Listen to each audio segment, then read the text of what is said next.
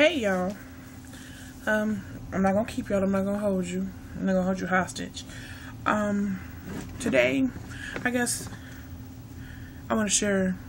I guess it's gonna be something inspirational for a change or something old, ratchet and ghetto coming out of my mouth. For guys who don't know, I'm contemplating. Well, not contemplating because I'm already in the steps and going through the appointments and the consultations and all those of weight loss surgery.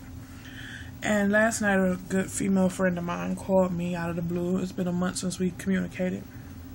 And she said she had a bad premonition about me getting the surgery. It said that I wouldn't be happy with the results of how my body would look afterwards. Actually, she said my body looked deformed. And this is not the first time I had a sister. I have a sister in India. She called me about 2 months ago crying like, I don't want you to get the surgery. I had a bad dream. It's not going to turn out for you. Now, mind you, I have me and my mom, we don't see eye to eye real good, but she was like, I'm there for you. You know, whatever decision you decide to take, I'm there for you. Everybody's like, you can do it on your own. I have faith in you can do it on your own. And actually, I am doing it on my own. My doctor has me on this 4 pounds for every 4 weeks. I have to lose a pound a week. And so far, I've been meeting those guidelines. So far, so good. I have an in-house nurse that comes and visit me. See, it's a lot of things, because you guys don't know, I keep a lot to myself, and I don't have no friends. And it's not that because I'm a hard person to get along with or nothing like that. I just cut ties of everybody because I had a group of people that I thought that was close to me, and just like, you know, people change, you know, and that's just how that is. And I just don't have time for that he say, she say, or they talking about you while you in the same room. And, you know, I don't have time for my business to be everybody's business. Things I share with you guys now is because hopefully someone can take what I've been through and maybe, you know, apply it to something that they're going through or something of that sort, or maybe it could help down the way. But like I said, I haven't always been a big person. I've been a big girl for 12 years now. And it's been a hell of a journey, and I'm at my biggest that I've ever been. So with that being said, today I went to a seminar for my weight loss surgery. And they were, you know, in the seminar they discussed all these different procedures. You know, you can get a lap band, you can get gastro bypass, you can get the sleeve, you know, whatever's best for you, you know, things of that sort. And I was sitting there in the class, and I was sitting there thinking, like, it's a process, because insurance wise, you know, you have to, you know, wait on the insurance companies to approve and all the things. And I'm sitting there and I'm thinking, like, okay, I'm not going to be able to have surgery tomorrow. I might not be able. I might not have it next month. It's going to be a process. It's a lot of paperwork process dealing with the insurance companies. So I'm suggesting somewhere probably around June will be the surgery. If I could cut all the negative people away in my life, if I could change, because I was a party animal, you know, I just loved to party. I used to party all the time, you know, chasing men, chasing women, blase, blase. And I was a young mother, but even though I would work and my kids was at home safe with my father, I just was always trying to party, hang out. But anyway, I changed. So if I could change that, I actually stopped smoking, I stopped partying, and then by me doing comedy, I'm always performing. I used to always perform in clubs and stuff that. So why would you really want to hang out if you're working in that environment? So with that being said, I changed all the negative people in my life. My life has got grand. I couldn't even tell you what's going on outside of my world. And that's not being selfish or vain or anything like that. I can tell you what, none of those people that I used to hang out with, I can tell you anything about them people. Not that I don't care or concern, but they're not in my, what you want to say? It's not my business, it's not my concern. And when I stopped, all the negativity, my life got better. So I was sitting there and I was thinking today in class, if you could change and you can stop smoking cigarettes, and you can stop partying, and you could be there.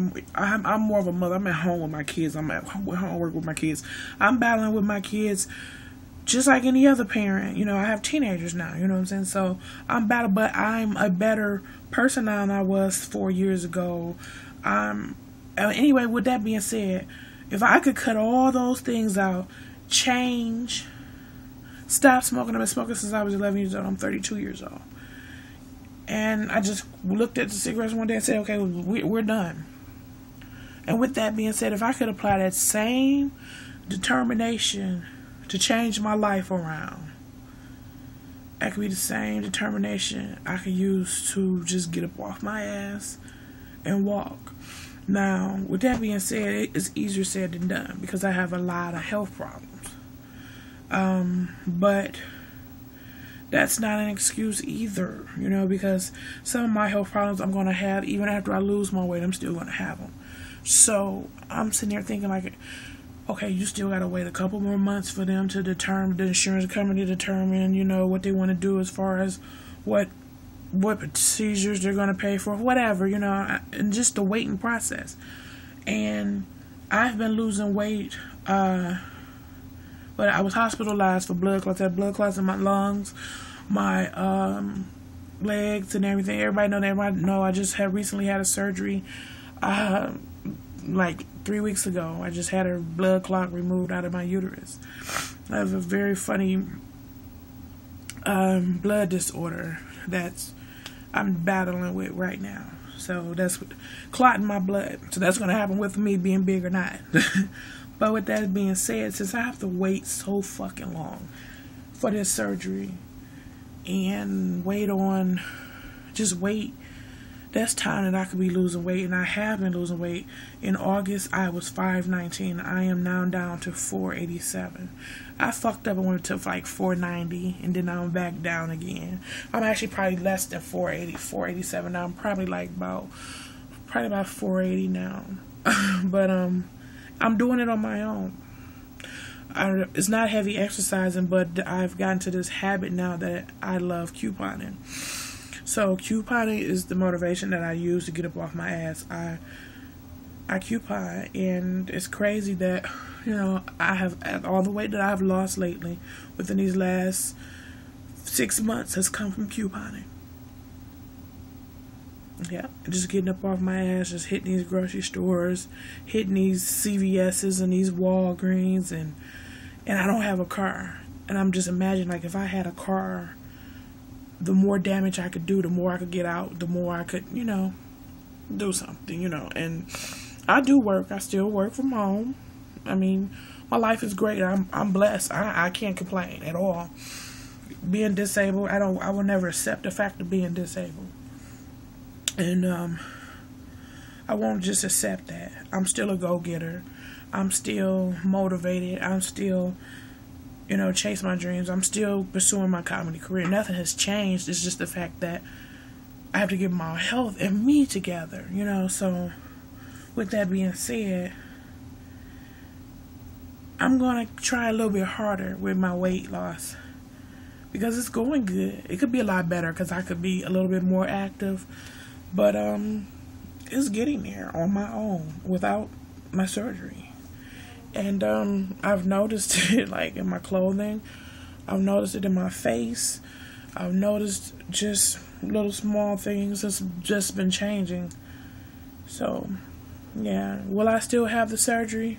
More than likely, because there's no way in hell I'm going to lose the amount of weight I'm trying to lose on my own. I would need a little help. Yes, I would. But at the same time, I'm going to do both. I'm going to exercise. I've been eating right. My nurse, she got me this thing called MyFitnessPal. It's an app I downloaded on my phone. And that's pretty cool. It counts my calories. By my size and weight, my calorie intake is 3,390 calories per day. I used to assume that I was eating so much. I used to assume that I ate a lot. I don't even halfway reach them calories a day. I don't.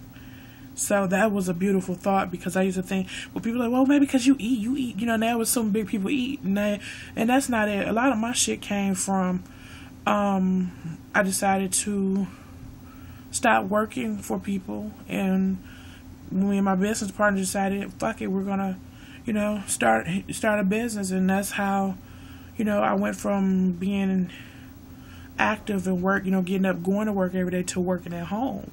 And that gave me the ability to just sit around, sit on my ass. And then my office is in my kitchen. Right. Yes, my office is in my kitchen. So I'm right next to the refrigerator. But, you know, it just became because I wasn't working out in the public anymore. You know, I wasn't out in the field. I wasn't doing my nursing in the field. And then a lot of you guys in my town know me from being the manager at the Big Girl clothing store. You know, here for years. But, yeah, because I'm not active, like getting up and getting out every day. So for the last 3 years that we've been doing this business, these group homes, I'm more in a relaxed environment. You know, I'm more sitting down a lot, you know, more than I am up on my feet. So, but yeah, with that being said, I have lost a tremendous amount of weight on my own, with no exercise, just couponing, watching what I eat. I haven't changed anything in my diet. I have not. I should. I can get better. I can get a little bit better. But I don't snack like I used to no more either, though. It's very rare that I just sit up and eat chips and candy and shit like that, because I don't smoke weed anymore. So I don't have a reason to, you know, really be just munched out all the time. So, and then I don't smoke no more. Now that's another thing. I have started picking up a little bit more eating habits, because when you've been smoking for a long period of time like I have, you start to miss that hand-to-mouth ratio. And sometimes you end up finding yourself eating more, because when I was smoking, I would go for hours, sometimes days, without eating, because I would get hungry and be like, fuck it, I just light me a cigarette, pour me something to drink, you know, juice, water, pop, whatever, and drink me a drink and smoke a cigarette, and I would be fine. And that cut a lot of meals, so that kept my weight down too, even though it was messing my lungs up at the same time, give or take, you know, win some, lose some. But yeah, I finally fell in love with me all over again. And yeah, I'm no longer in that dark place anymore. I'm out of that part. So things are getting better. Like I said, I'm not gonna hold y'all for hostage with you know. I just hope that maybe, like, for all the young girls that's out there that's, you know, being picked on. I know it's a lot of little young girls, teenage girls being picked on for their size and everything. When I get my health back together, I will be back doing shows. Matter of fact, I think I might start coming to the schools now and doing my comedy shows, or just giving my talks to, you know, some of these young girls that's dying to be thin, literally. And you're so worried about what people say. You have to stop worrying about what people say or think, because these people are non-existent. These are invisible people. When you can learn what I'm saying by making people invisible, because these people don't exist. All these people that's talking bad about or calling you names because you're big, and these people don't exist. They don't exist. They're non-existent. And I want to show a lot of you young ladies, and women too, that naysayers are just what they are, sayers. You know, and you have to learn how to fall in love with you, because the best relationship, when someone asks you, like, what's the best relationship you ever have in your lifetime? Because right now you're a little girl and you'll grow into a woman, and someone's going to ask you, what's the best relationship you ever had? I want you to be able to say, the relationship I have with myself and God. Because at the end of the day, that's all that matters. And I want to show young girls that you can be beautiful. You can be successful as a big woman. You can have whatever you want. You can have whatever your heart desires at your size. You can be whatever you want to be. And hey, you just gotta love the person inside of you. But with that being said, hey, you know, y'all know I have the confidence of a 110-pound supermodel, sweetie. Nothing changes, nothing destroys me. I am beautiful I'm beautiful in the beginning and the end. And you should feel that way about yourself too.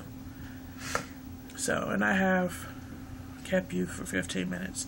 So, Y'all, peace, love, happiness, hair grease, and all the above. And, oh, you didn't think I had a dark beverage? I had one. Love you, babies. Keep your heads up. Stop worrying about what these naysayers say. Half of the time they don't have none of the things you have. They won't even amount up to the person you are. They're just bitches in the way. People in the way.